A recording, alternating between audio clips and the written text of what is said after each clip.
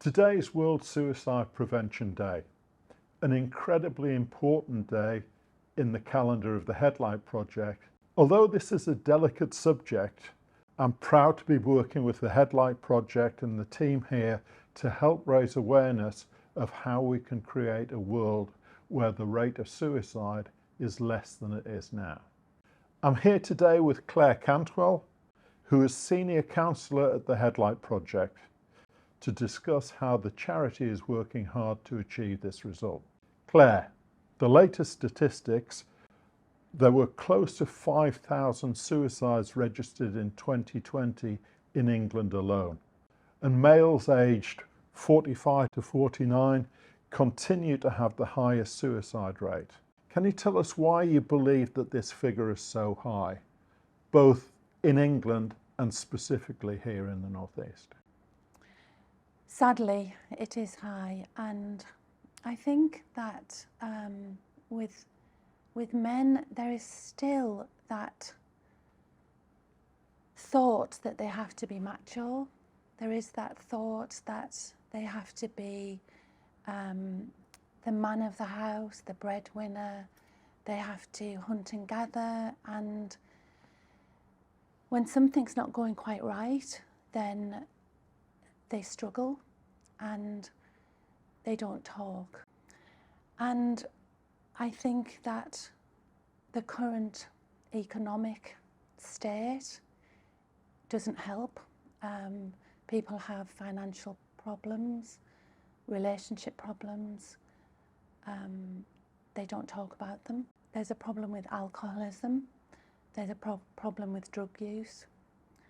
There's a problem with isolation and loneliness. Unfortunately, some men just don't talk.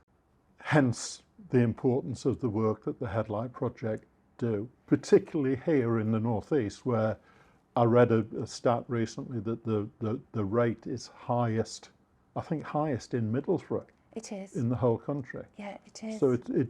It's really important work. Tell us about some of the things that you're doing to reduce that rate.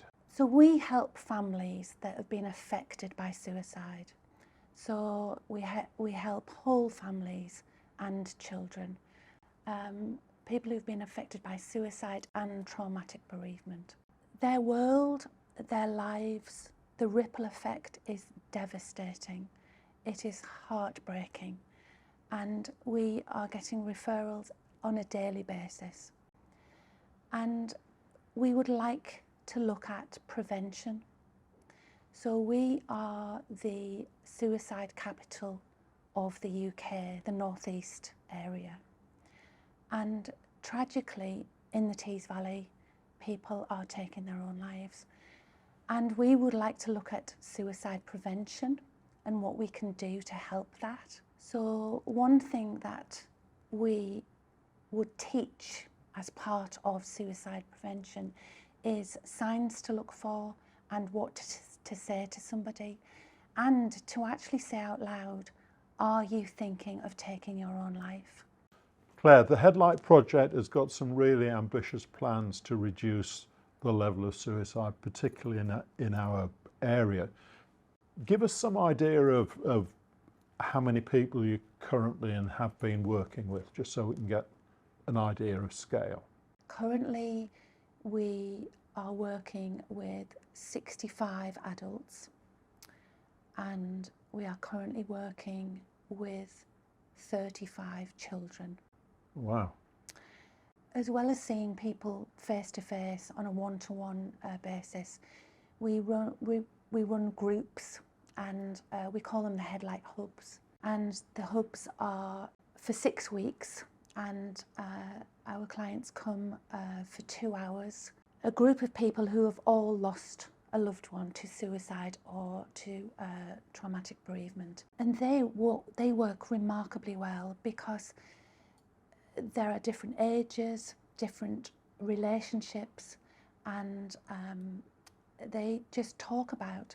They're facilitated. We have activities over the 2-hour period. It's an opportunity, it's a forum for people to just say how they're feeling. Somebody may have lost their loved one 2 years ago, somebody might be 2 months ago, and the stages of grief are different, but they help each other and they connect straight away. And to date, we've helped 31 people in our headlight hubs. And overall, since we started over 4 years ago, I think we've helped just over 1,100 people. Wow.